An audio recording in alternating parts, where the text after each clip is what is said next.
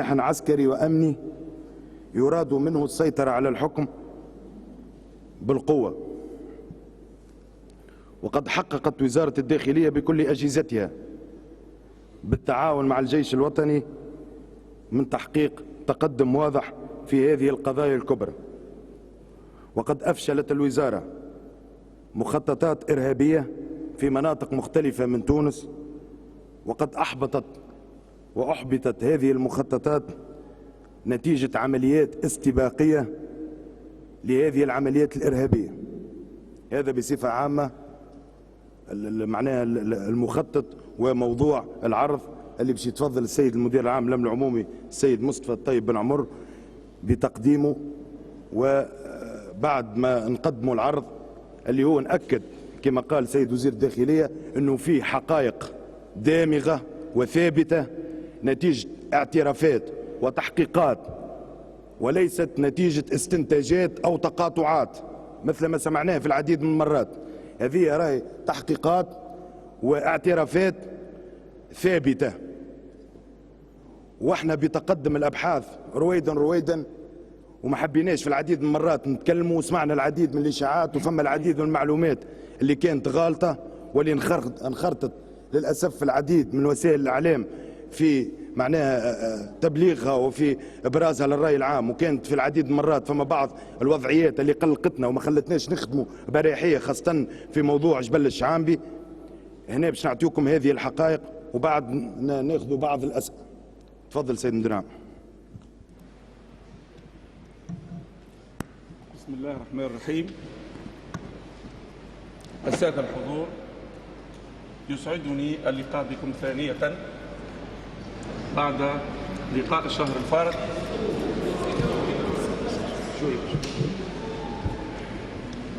يسعدني اللقاء بكم ثانية بعد لقاء أواخر الشهر الفارط، عندما تم تقديم ما آلت إليه الأبحاث والتحقيقات في اغتيال الشهيدين شكري بالعيد ومحمد إبراهيمي رحمهم الله. ولكن في هذه المرة وبعد وضوح الرؤية أكثر فأكثر، قررت المؤسسة الأمنية تحت عنوان كشف الحقيقة تقديم ما آلت إليه التحقيقات والأبحاث العدلية والتحريات الميدانية الموثوقة مع احترام التسلسل الزمني. ولذلك أستسمحكم بتقديم للتذكير فقط المعطيات التالية. انطلاقا من صبيحة يوم 6 فبراير وبمنطقة المنزه تاريخ اغتيال الشهيد شكري بالعيد، وبانطلاق الأبحاث على المستوى الإدارة الفرعية للقضايا الإجرامية، أمكن إيقاف كل من محمد علي دمق، ياسر المولهي، محمد أمين القاسم. ثم بالتنسيق بين الشرطة والحرس تمكنت ذات الإدارة الفرعية من الكشف عن الفاعلين الأصليين، وهم على التوالي كمال قفقاضي، أحمد الرويسي، لطفي الزين، مروان الحاج صالح، سلمان المراكشي، عز الدين عبد اللاوي، كريم الكلاعي، صابر المشرقي، قيس مشالة، ياسين الفرشيشي، علي الحرزي، أبو بكر الحكيم. وقد قلت في المرة الفارطة أن هذا الشخص هو من آخر اكتشافات ونجاحات قضية المرحوم شكري بالعيد. يحمل الجنسية المزدوجة من الجنسية الفرنسية، عاد إلى التراب التونسي بعد صدور العفو التشريعي العام إبان الثورة. أثبتت التحريات تردده على منزل بشيهة حي الغزالة، وقد تمت مداهمة هذا المنزل يوم 17 جويلية، أين تم حجز العديد من الوسائل الاتصال والأسلحة والذخيرة وأسلحة بيضاء وقنابل يدوية. وبناء على معلومات من الأبحاث العدلية والتحريات الاستعلامية، تم حماية عديد من الأشخاص الذين هم محل تهديد. وهذه الحماية لها العديد من الأوجه: حماية بواسطة مرافقة من عون ينتمي إلى إدارة اختصاص حماية الشخصيات والمنشآت التابعة للإدارة العامة لوحدة التدخل، أو حماية بواسطة وحدات خاصة، فرق خاصة تابعة للإدارة الفرعية للنجدة بتونس أو بسوسة أو بصفاقس أو منستير إلى غير ذلك. وبالمناسبة كذلك وبإذن من المدير العام للأمن الوطني تم إحداث فرق اختصاصها تأمين هؤلاء الأشخاص بمعدل فريقين في كل إقليم بتونس الكبرى، في الشمالية في إقليم ريانا، إقليم تونس، وإقليم بن عروس. بتاريخ 25 جويلية 2013 في حدود ساعة منتصف النهار تم اغتيال الشهيد محمد البراهمي، وانطلقت الأبحاث عن طريق وحدة مختصة في الأبحاث في القضايا الإرهابية، وكانت النتائج الأولية هو تطابق الجريمتين في عدة عناصر، منها استعمال نفس السلاح في الاغتيال الأول والثاني. وقد أفضت التحريات والأبحاث ذروع الآتي ذكرهم: أحمد المالكي شهر الصومالي وهو جار الضحية، محمد العوادي، سيف الله بن حسين، أبو بكر الحكيم، محمد العكاري، وهذا الأخير قد تولى تقديم نفسه إلى الوحدة المختصة في القضية، لطفي الزين. وبتقدم الأبحاث وورود معطيات ذات طابع استعلامي مؤكد عشية يوم الخميس 1 أوت 2013 حول استهداف عدد 5 شخصيات صبيحة يوم الجمعة 2 أوت 2013 بولاية سوسة، وكان من الأرجح استعلاميا أن يكونوا السادة كمال مرجان، ألفا يوسف، أم زياد، محمد كريفة، ومنى بن نصر، بالإضافة إلى استهداف مؤسسة مالية على الأرجح أنه فرع بنك الأمان. يوم الجمعة صباحا 2 أوت 2013 تجندت كل الوحدات الأمنية من مختلف الاختصاصات بالانتشار المكثف والواسع في تلك الجهة لإفشال المخطط، وقد تم فعلا، حيث منذ الساعة 10 صباحا شعرت الوحدات في سلسلة من الإيقافات على غرار رياض الورتاني، أحد عناصر المجموعة تم استغلاله في كراء المنزل تخفت به العناصر الفارة والمفتش عنها من قبل السلطات الأمنية. عادل الكافي أحد عناصر المجموعة شارك في الدعم والإعاشة للعناصر الفارة. وقد تم مساء يوم الغد وفي حدود الساعة 6 تقريبا اكتشاف المنزل الذي يختبئ به الإرهابي لطفي الزين، وقد تم مداهمة هذا المنزل. وبعد تبادل طلق ناري مكثف بين الوحدات الأمنية وهذا الإرهابي تمكن من الفرار، وهذه صورة تجسم فرار هذا الإرهابي الأخير، كما تجسم تبادل الطلق الناري والمطاردة التي وقعت من قبل مختلف وحداتنا الأمنية. في نفس المنزل تم حجز كمية كبيرة من الأسلحة والذخيرة والقنابل الهجومية والوثائق والملابس العسكرية واللوحات المنجمية. كان من المفترض أن تستغل الأسلحة والذخيرة في الاغتيالات، بينما كان من المفترض أن تستغل تلك اللوحات في الهروب بواسطة سيارة يتم تغيير لوحاتها بعد ارتكاب الجرائم، بما في ذلك المداهمة على فرع البنك.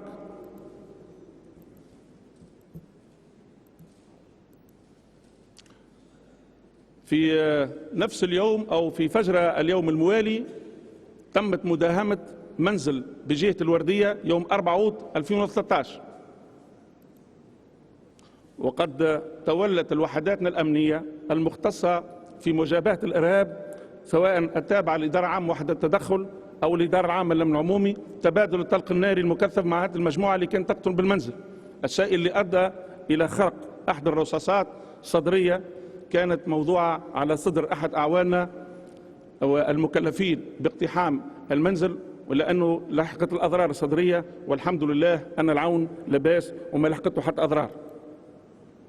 من المحجوز الذي تم العثور عليه كمية كبيرة كذلك من الأسلحة والذخيرة ووسائل الاتصال، وقد تم إيقاف جملة من الأطراف هم على النحو التالي: عز الدين عبد اللاوي أحد عناصر المجموعة الإرهابية شارك في الأعمال التحضيرية في جريمة القتل الأولى. عبد الرؤوف الطالبي أحد عناصر المجموعة تم استغلاله في كراء منزل تخفت به العناصر الفارة المفتش عنها من قبل السلطات الأمنية. كريم الكلاعي أحد العناصر الإرهابية الذي تولى تأمين الأسلحة والذخيرة التابعة للمجموعة. عادل السعيدي كلف بشراء حاجيات العناصر المتخفية والاتصال هاتفيا بلطف الزين عبر مركز اتصال عمومي، انتمى حديثا لتنظيم أنصار الشريعة، لا سوابق عدلية له، توفي أثناء تبادل الطلق الناري مع وحداتنا الأمنية. بالتوازي لذلك وفي نفس اليوم وعلى الساعة 6 صباحا استوقف أعوان الديوان التونسية بمعمل راس جدير شاحنة خفيفة قصد إجراء عمليات تفتيش عادية، إلا أن مرافق السائق أشهر سلاحا ناريا وأطلق النار ولاذ بالفرار.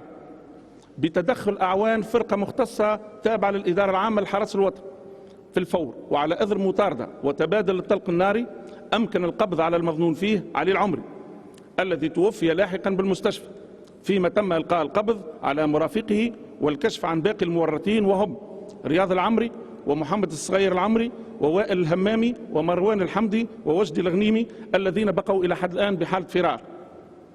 سائق الشاحنة يدعى سليم السعيدي وهو موقوف لدى وحدات الحرس الوطني، تبنى الفكر السلفي بعد الثورة، ينتمي إلى أنصار الشريعة، تم استغلال وضعه المادي المزري لإغرائه بإدخال الأسلحة إلى بلادنا مقابل مبالغ مالية هامة.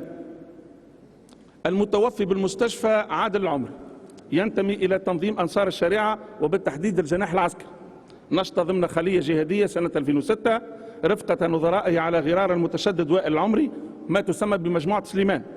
تلقى دورة تدريبية في صنع المتفجرات واستعمال الأسلحة تحت إشراف الإرهابي المتوفي والمعروف لسعد سيسي، متزعم بها يسمى بمجموعة جند أسد بن الفرات.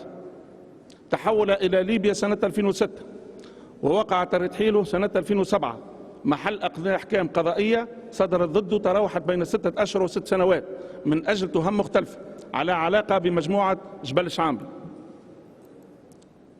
ومن ميل المحجوزات الشاحنة التي كانت تقل الأسلحة، وقد تم إدخال تحويرات جوهرية عليها، وكانت الأسلحة كمية هامة متنوعة على غرار بنادق اقتحام كلاشنكوف، رشاشات خفيفة، قاذفات صواريخ، كميات هامة من الذخيرة، قذائف.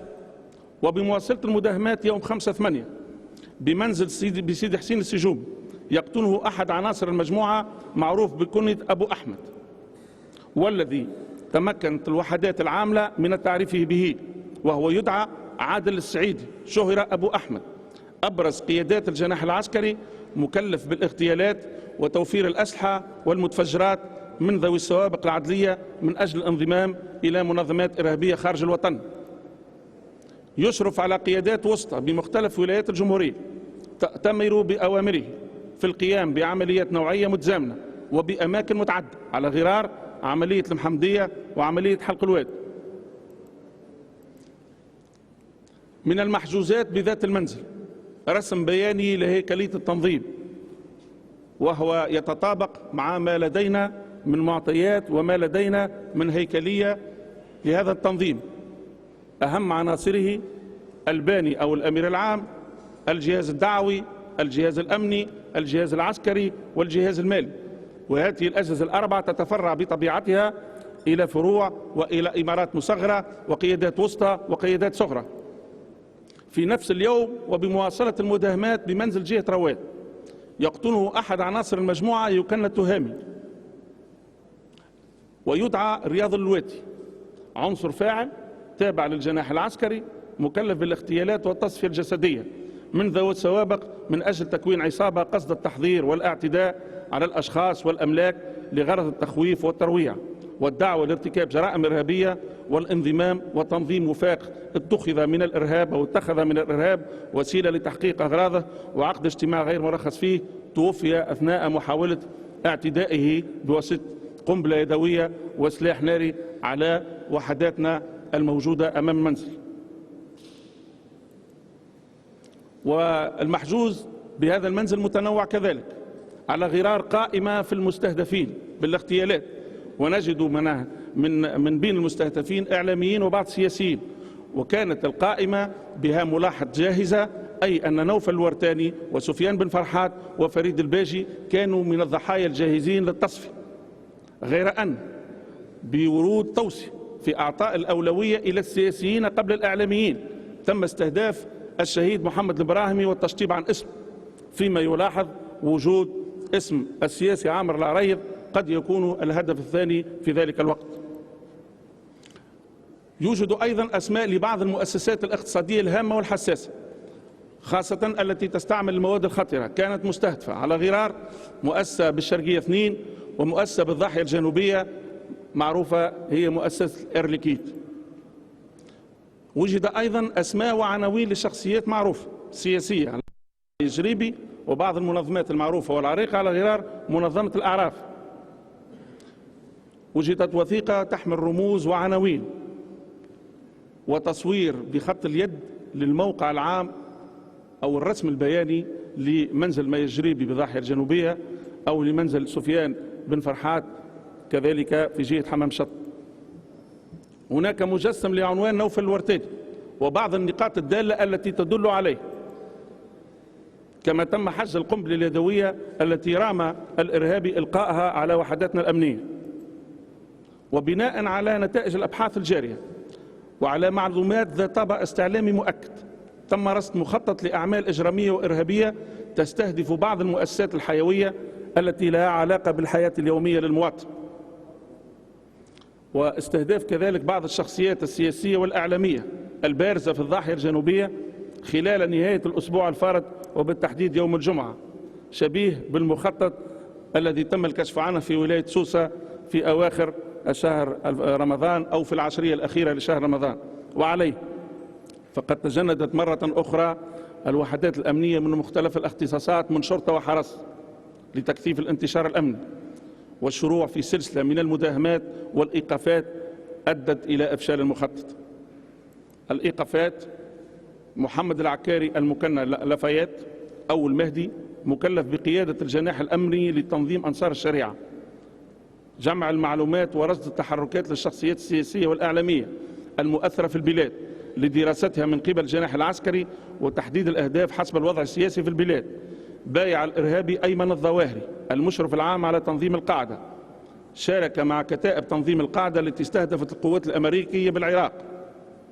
تم اعتقاله سنة 2005 من قبل الجيش الأمريكي وأودع بسجن أبو غريب بالعراق، وتم ترحيله إلى تونس سنة 2010 أين حكم ب5 سنوات من أجل الانضمام إلى تنظيم إرهابي، إلا أنه تمتع بالعفو والتشريع العام إثر الثورة. منذ تاريخ الإفراج عنه اتفق مع القيادات الكبرى والصغرى على غرار محمد العوادي وعادل السعيدي وسيف الله بن حسين وقيادات أخرى على غرار رياض الواتي ولطف الزين على إعادة تنظيم الصفوف. تم أيضا إيقاف حسام الدين المزليني شهر مروان أبرز عناصر الجناح الأمني لتنظيم أنصار الشريعة تحت قيادة المدعو محمد العكاري، مكلف بالتنسيق واستقطاب وتجنيد العناصر الجديدة غير المعروفة من قبل الوحدات الأمنية والتي تتمتع بنقاوة السوابق العدلية وذات مستوى ثقافي عالي للعمل بالجهاز السري. انتمى إلى تنظيم أنصار الشريعة وتحول إلى ليبيا أين تلقى تدريبا عسكريا تحت إشراف أحمد الرويسي يكنى أبو زكريا، وأين تعرف على المدعو محمد العكاري. أحمد بن عون أستاذ تعليم عالي ينتمي إلى تنظيم أنصار الشريعة الشق الدعوي منه، التحق بالجناح الأمني السري بعد أن أظهر قدرات على ذلك، وجرى اختياره من قبل حسام المزليني شهر مروان مكلف بجمع المعلومات حول السياسيين والإعلاميين ورصد تحركاتهم ومتابعة الصحف اليومية. محمد علي النعيمي المكنى بإبراهيم ينتمي إلى تنظيم أنصار الشريعة، من أبرز العناصر الفاعلة في الجهاز الأمني السري، مكلف بجمع المعلومات حول السياسيين والإعلاميين ورصد تحركاتهم. معاذ حميدي المكنى سيف ينتمي إلى تنظيم أنصار الشريعة، عنصر من عناصر الجهاز السري، مكلف بجمع المعلومات حول السياسيين والإعلاميين ورصد تحركاتهم. محمد الزرزلي المكنى عمر ينتمي كذلك إلى نفس التنظيم، وهو عنصر من عناصر الجهاز الأمني السري، مكلف كذلك بجمع المعلومات ورصد تحركات الأهداف.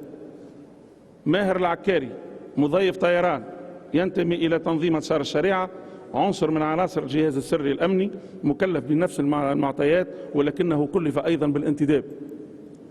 عبد الله بن عزيزة عامل يوم ينتمي إلى تنظيم أنصار الشريعة، عنصر من عناصر الجهاز السري وهو آخر الانتدابات، منتدب حديثا، مكلف بجمع المعطيات حول السياسيين والإعلاميين ورصد تحركاتهم.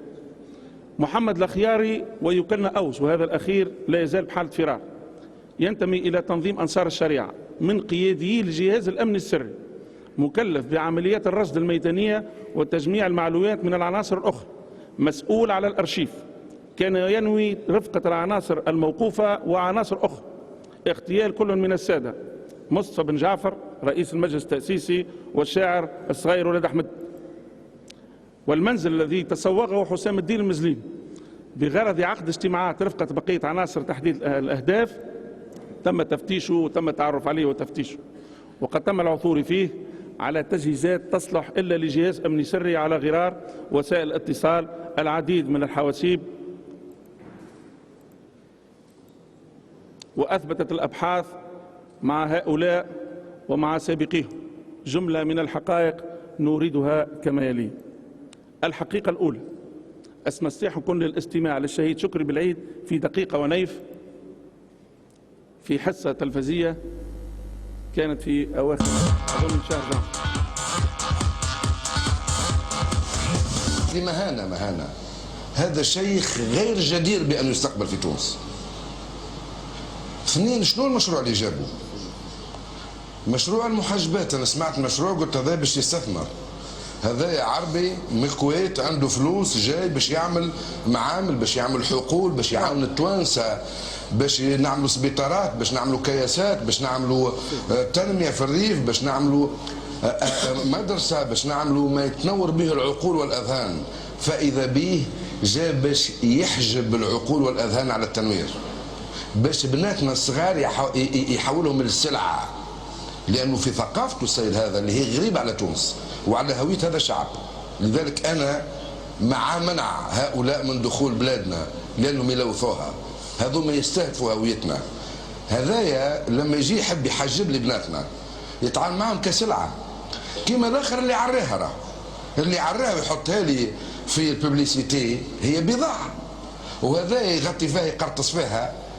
عمرهم ما عاملوها كإنسان وككينونة مستقلة. بلادنا اللي فيها كوكبة آخر واحد فيهم يعلم هذا الشيخ ومن شيخوه، يعلموه يدرسوه كتلميذ من درجة 10. بلاد الطاهر بن عاشور وبلاد التحرير والتنوير في الأخير يجيوها مجموعة من الدجالين باش يبثوا ثقافة غريبة على هويتنا وتستهدف إنسانها وتستهدف مكاسبها من هذا الغزو الوهابي الآتي من بعيد من الخليج ومن البترودولار. طيب، الشهيد شكري بالعيد كانت الاستعداد لاغتياله تقريبا شهر قبل تاريخ 6 فبراير، لكن هذه الحصة أثبتت التحريات والأبحاث أن الإرهابي كمال القذقاذي بالاستماع إليه قرر إعطاء الأولوية في الاغتيال في القائمة اللي هي موجودة بحوزته، وطلب الإذن عن طريق التسلسل عبر محمد العوادي من الشيخ أبو عياض لتصفية هذا الرجل، وعادت الفتوى بالإيجاب وتم تصفيته أيام قليلة بعد هذا البرنامج. بالنسبة للشهيد محمد إبراهيم كذلك أن الإرهابي الذي يكنى بالصومالي هو من تربيته علاقة جوار بالضحية ويقطن بالقرب من منزل الشهيد، بالإضافة إلى أن الإرهابي أبو بكر الحكيم يتردد على منزل أحد أقاربه بذات الحي، وقد تكون الصدفة التي جمعت هذا وذاك بعد عودته من سوريا عجلت باغتيال الشهيد محمد إبراهيم. الحقيقة الثانية هو أن أبرز القيادات في هذا التنظيم ترددت على جبل الشعبي، وكمال القذقاذي وأبو بكر الحكيم وسيف الله بن حسين إما للاجتماع بالقيادات أو للتدريب أو للمشاركة في القتال. ولدينا معناها استنطاقات ووثائق وسماعات وأبحاث تؤكد التحاق كمال القذقاذي وأبو بكر الحكيم إلى جبل الشعبي بتعليمات من أبو عياض مباشرة إثر اغتيال الشهيد شكري بالعيد. الحقيقة الثالثة هو أن العديد من القيادات التي تنتمي للتنظيم على غرار أبو عياض وأحمد الرويسي وكمال القذقاذي، هذه من اكتشافات معناها وحدات الأمن الوطني، وكذلك رضا بن ناجم ومحمد الحبيب العوادي وسيف الله شقرون من اكتشافات وحدات المختصة في قضايا الإرهاب بالحرس الوطني، ترددت على ليبيا ودخلت مرارا إلى ليبيا إما للتدريب أو لعقد صفقات للسلاح أو للتخفي. والالتحاق إلى ليبيا لتلقي التدريبات يكون دائما بتعليمات من أبي عياض مثل ما هو مثبت في وثائق الاستنطاقات العدلية. جل العناصر القيادية ترددت لفترات مختلفة على ليبيا بعد الثورة، وتلقت تدريبات على استعمال السلاح في شكل دورات بمعسكرات سرية بليبيا. وقد عاد البعض إلى تونس أين تم توظيف جزء منهم، فيما توجه البعض الآخر إلى سوريا لممارسة ما تدرب عليه على أرض الواقع وكسب الخبرة.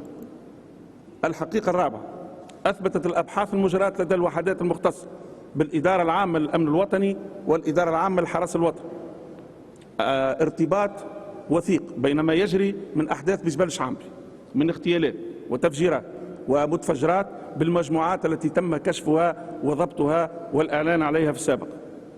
الحقيقة الخامسة، ارتباط اغتيال الشهيد شكري بالعيد والشهيد محمد البراهيم بالأسلحة التي تم حجزها بمخزني مدنين والمنيهلة من خلال وحدة الأطراف المورطة، وهذه عينة لبعض المحجوزات المتنوعة في المستودعين. الحقيقة السادسة هو ضلوع مجموعة من العناصر المتمتعة بالتعفو التشريعي العام أبان الثورة في العمليات الأخيرة على غرار جزء هام من مجموعة سليمان.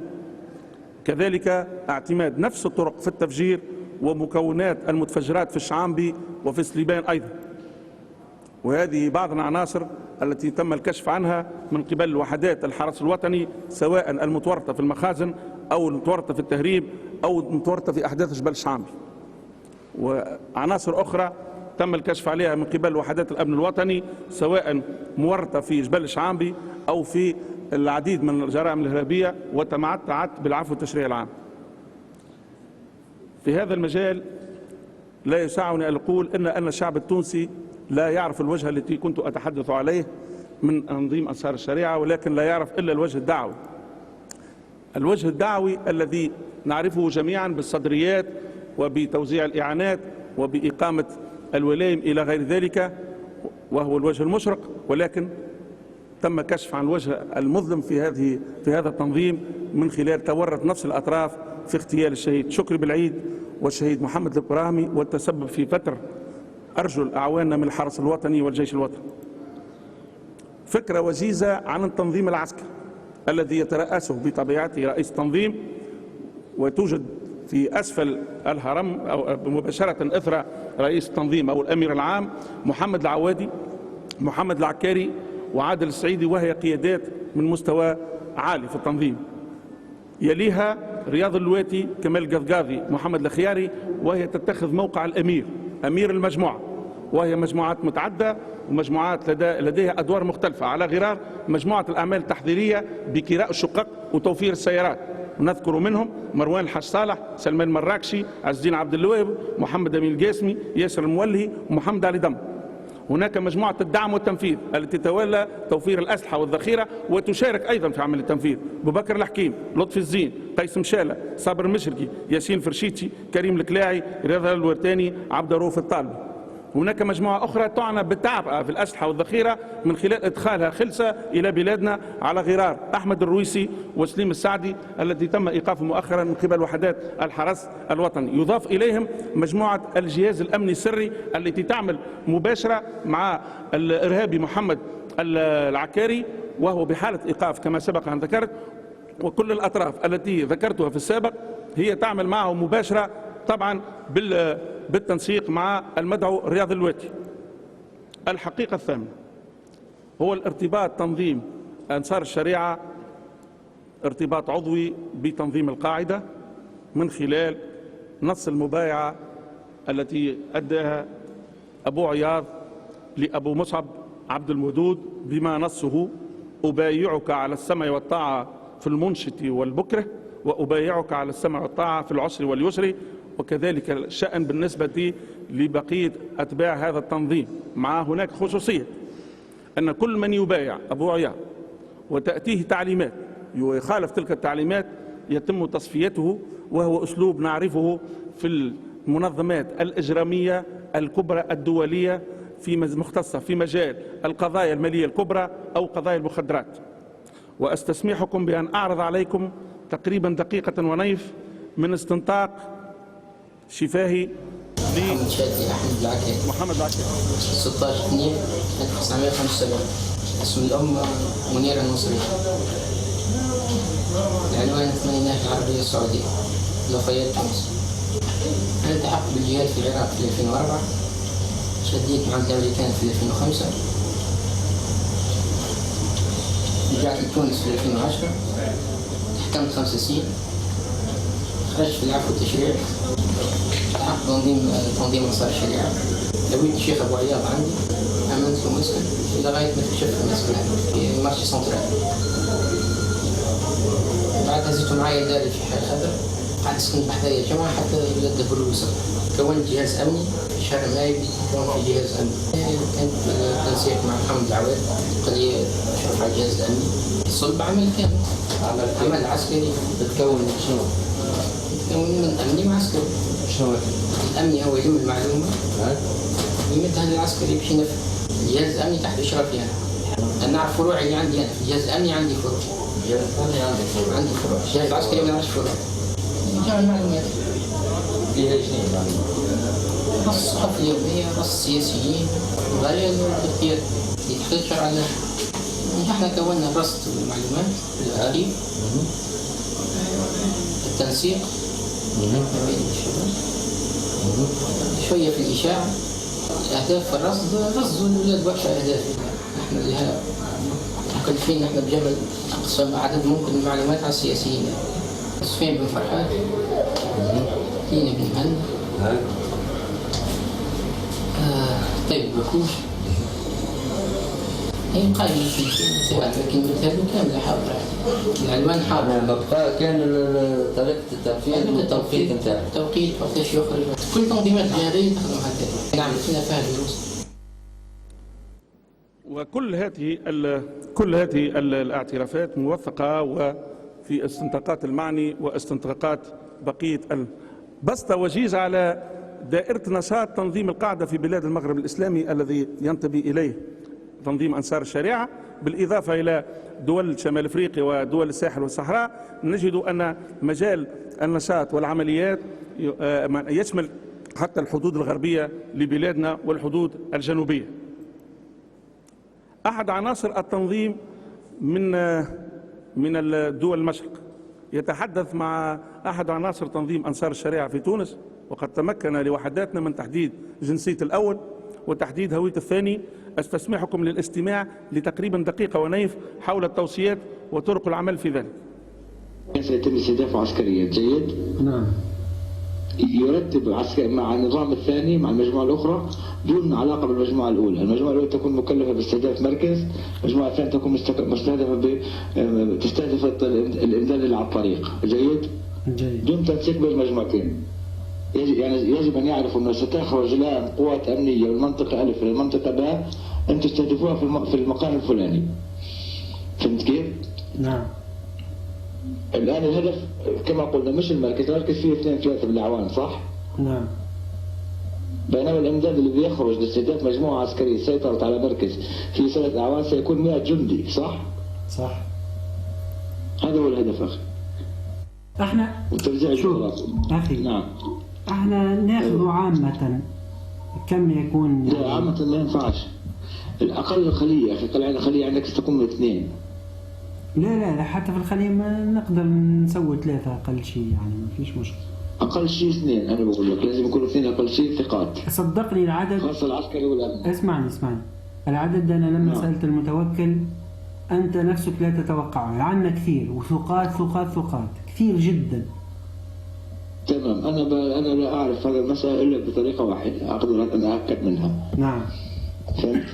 أخي أنا في بالي أنت مش عارف شو قصدي، أنت مش عارف الفكرة. اللي في بالي عشان تكون هذا كلام لك أنت وحدك، اللي في بالي 50 ضربة في نفس الساعة، تعرف شو يعني؟ لكن العتاد المشكلة في العتاد ليس في يا أخي بالسكين، بالبلوتوث، بالقنبلة، بالتصنيع، بكل الطرق 50 ضربة لازم يكونوا في نفس الساعة. فهمت كيف؟ فهمت عليك. تكون محددة ساعة 0 يوم كذا الساعة كذا، خلص الكل يضرب في كل المجالات ويختفي. فهمت الفكرة؟ نعم. هذه الضربة الأولى اللي استحدث الإرباك. واضح كلامي أخي؟ واضح كلامي؟ واضح. هذه أهم شيء في العمل. تعرف ماذا سيحدث بعد 50 ضربة أنت في البلد؟ نعم. إيش؟ يا رجل أنا أقول لك مثال، الآن لو وقع حادث سيارات فقط بين باصين في تونس العاصمة، المستشفيات ستطلب النجدة من فرنسا. واضح كلامي؟ واضح. تخيل 50 ضربة أخي، تخيل إيش معناها؟ أول مرة في تاريخ البلد. يعني نظام الاتصال اللي عند الأجهزة الأمنية تبعكم سيفشل. تعرف ليش؟ نعم. كيف ستتلقى 50 بلاغ في الدقيقة؟ فهمت؟ هذه بلاغات أمنية خطيرة وتقارير، مجهود كبير جدا. واضحة؟ واضح. هذا هو اللي يعمل البلبلة. في الوقت نفسه هذا يكون المقدمة الأولى للضربات الكبرى. يعني في نفس التوقيت، في نفس خلال ساعة ساعتين تكون الضربة الثانية الكبرى والضربة الثالثة الكبرى. فهمت كيف؟ الضربات الكبرى يعني مثل شو؟ اللي حكينا عليه واحد. نعم. تمام؟ نعم. والثانية ممكن تنفذها في نفس الوقت، 2 أو 3 مع بعض. أعطيك مثال، قطع الكهرباء في كل عاصمة. لأقدم بسطة صغيرة عن ربما هو الحوار مطول، ولكن وحداتنا لخصته. والعناصر الكبرى هو تحديد الأهداف والمهمات، تنويعها إلى كبرى وصغرى. بالنسبة للمهام الكبرى هي تحديد الأماكن الاستراتيجية، مقرات أمنية وعسكرية، السجون والمؤسسات الحيوية المرتبطة بالمعيشة اليومية للمواطن.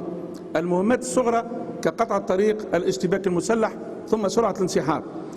الاعتماد على التنقل المموه من خلال استعمال درجات نارية وسيارات مع تدليس الوثائق. وهذه عينة من تدليس الوثائق، حيث استطاع الإرهابي أبو بكر الحكيم من إدخال تحويرات على وجه ليتناسب مع وجه صاحب البطاقة التعريف المنصوص عليها. وكذلك تم العثور على رخص سياقة وشهادات تسجيل عذراء قابلة للتزييف، وحجز آلة تابعة لافتعال رخص سياقة وغيرها من الوثائق تم جلبها من بلد مجاور.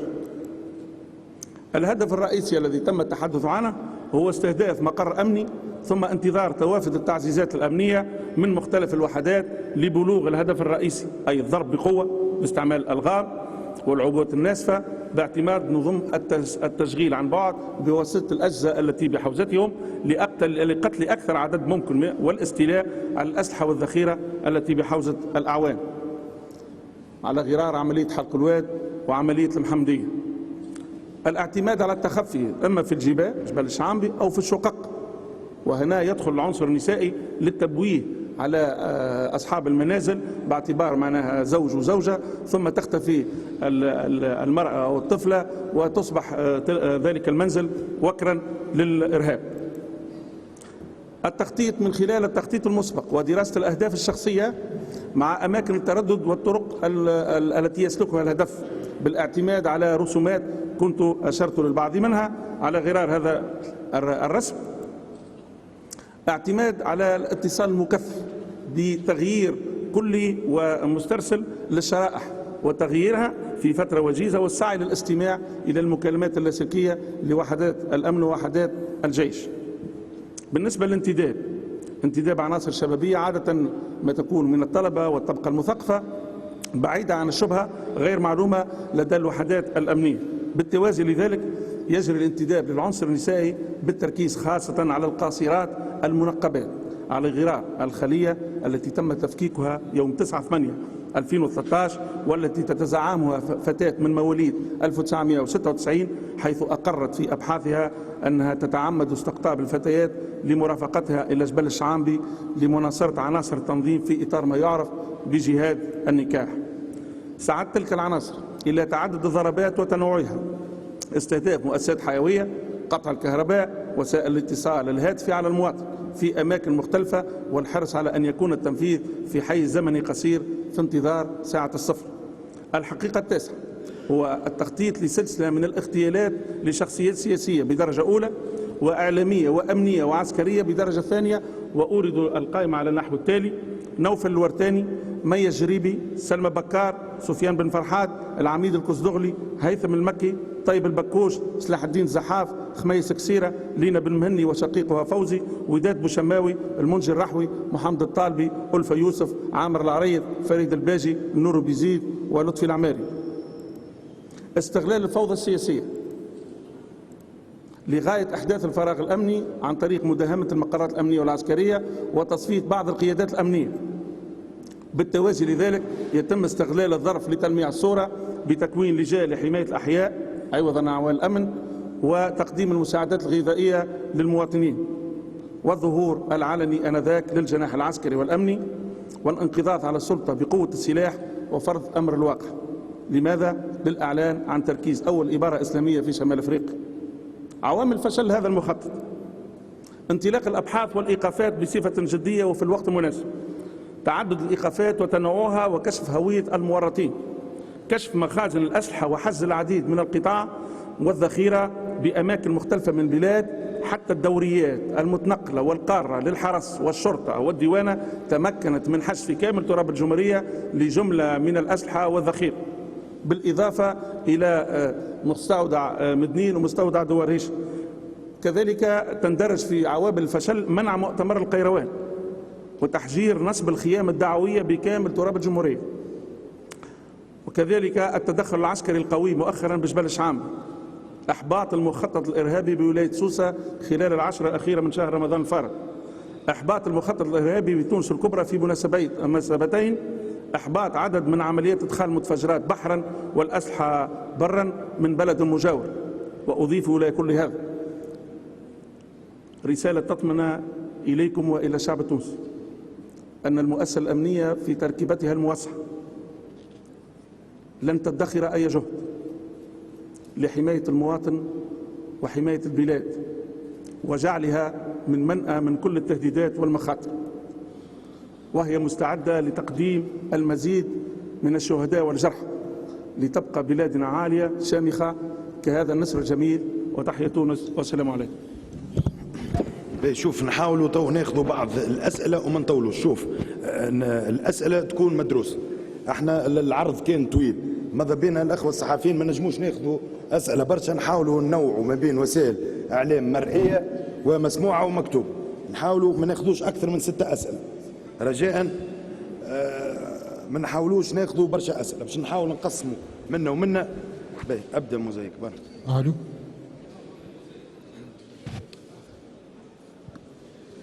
أميرة محمد أميرة محمد راديو موزايك FM. بلا نحافظوا على الهدوء. تفضل. سؤالي يخص تنظيم أنصار الشريعة، لو كان تريدوا تعطيونا فكرة أوضح حول عدد المنخرطين في التنظيم هذا، ما حقيقة ما يتردد حول وجود حوالي 4000 في ليبيا كانوا مستعدين للقدوم إلى تونس لمناصرة هذا التنظيم في الانقضاض على السلطة.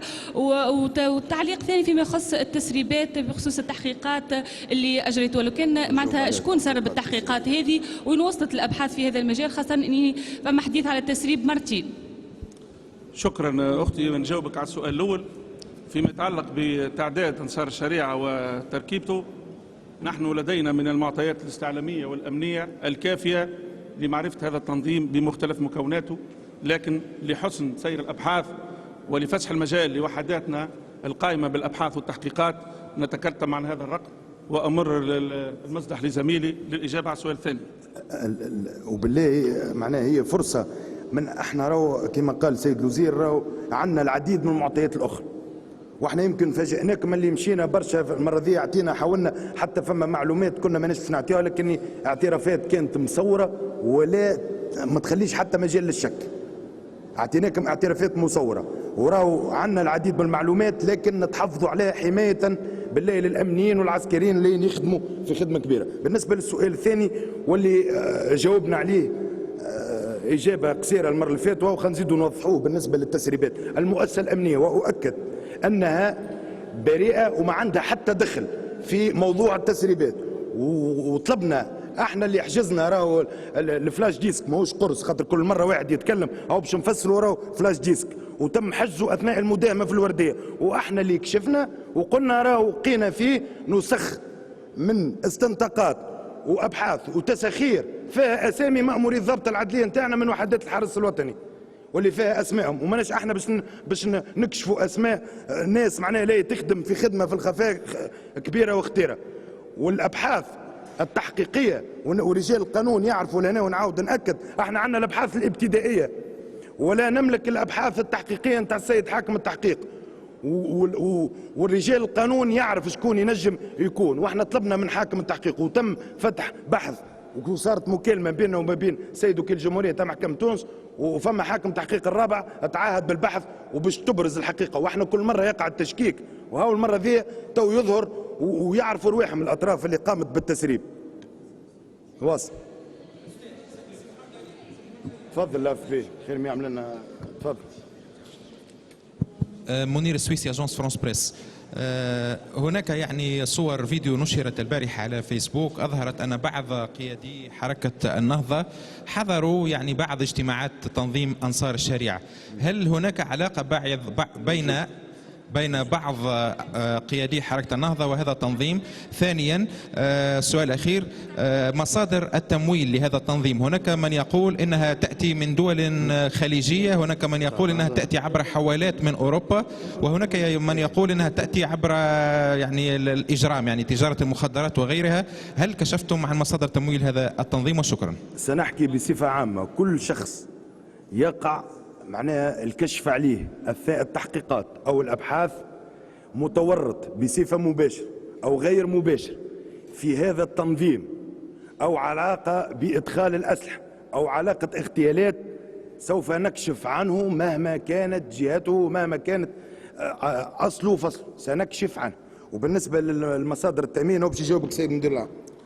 فيما يتعلق بالتمويل، نحن لدينا على مستوى الأبحاث معطيات حول التسريبات المالية من بعض الدول المجاورة على غرار ليبيا واليمن ومالي. أما فيما يتعلق بالتمويل الداخلي فنتكتم على المعطيات الموجودة، لأن لا تزال محل تحريات عدلية، وسيتم تطبيق القانون على مصدر التمويل بالداخل. تفضل. خلينا ناخذ سؤال من البارتيات. تفضل. شكرا. سؤال من وكالة الأنباء الإيطالية، اسمي عبد العزيز قطاطة. قبل اغتيال شكري بالعيد بيومين، يوم 4 فيفري، منعتم نشر تسجيل فيديو لأبو عياض. هل أنه في هذا التسجيل أعطى أوامر باغتيال بالعيد أم لا؟ شكرا. لا يمكن أن نجزم أو أن ننفي، لكن هي فرصة. أنت سؤال فتح آفاق باش نجاوب إجابة يمكن كنت تسأله. أن تصنيف هذا التنظيم كتنظيم إرهابي هناك عدة إجراءات قانونية وعدة إجراءات تخص الأمنيين والقضاء كما تخص كذلك الإعلام، وهنا نعرفوا شنو معناه التعامل مع تنظيم إرهابي. نواصلوا الأسئلة.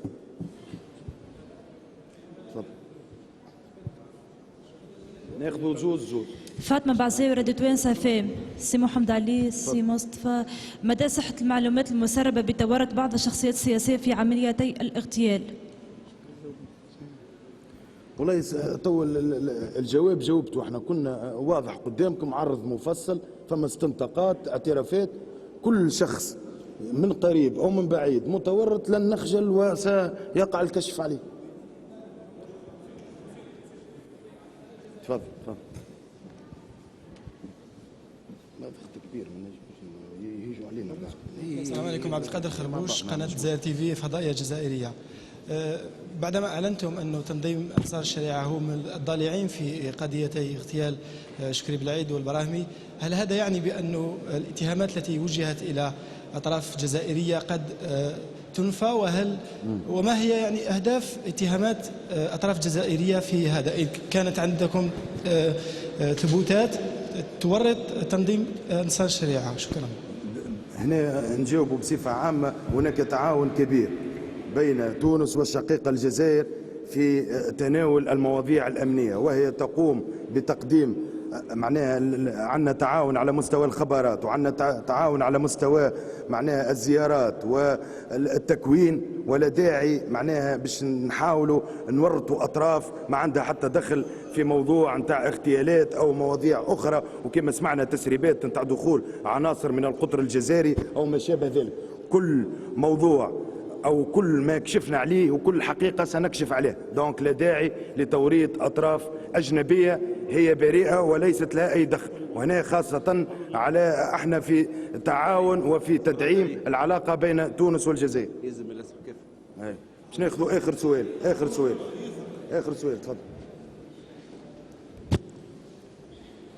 باش ناخذوا اخر سؤال خاطر العرض كان واضح وما. شكرا سي محمد علي. خميس مبريك من الجزيره نت.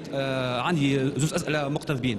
السؤال الاول، الزملاء نتاعنا يحبوا يعرفوا معناتها معلومه دقيقه على عدد المتوفين من العناصر الارهابيه وعدد الموقوفين وعدد الفارين، يعني نحبوا نحصيله معناتها بالتدقيق. هذا السؤال الاولاني. السؤال الثاني نحبوا نعرفوا فعليا كيف ستتعاطى المؤسسه الامنيه مع تنظيم انصار الشريعه والمتعاطفين معهم فيما يتعلق بالخيام الدعويه والقوافل الخيريه، هل سيقع منعها؟ وشكرا. والله انا جاوبتك، قلت لك راهو فما تعاطي امني وقانوني وقضائي مع التصنيف هذا. التصنيف ما يسمى بانصار الشريعه كمنظمه ارهابيه او كتنظيم ارهابي يستوجب عده اجراءات، والمجله القانونيه في تونس فيها من الفصول الكفيله بمعناها تطبيق هذا القرار. بالنسبه لعدد الموقوفين، هناك عدد هام من الموقوفين، هناك عدد هام كذا ما نعطيوش العدد لانه معناها هذاك يندرج في اطار سريه التحقيق والابحاث.